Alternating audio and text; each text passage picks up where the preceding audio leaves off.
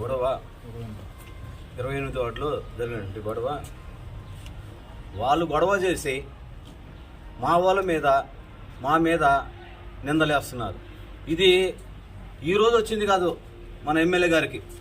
ఆయన పుట్టుకతో ఇది ఒక నేర్చుకున్న విద్య.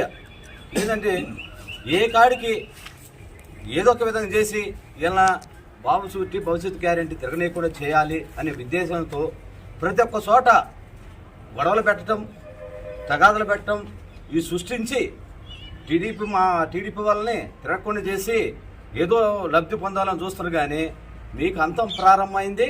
మీకు ఇదే లాస్ట్. మీరు ఎన్ని చేసినా, ఎన్ని కుతంత్రాలు చేసినా, ఎన్ని విధి చేసినా మీకనేది మీ ఆటలు సాగు.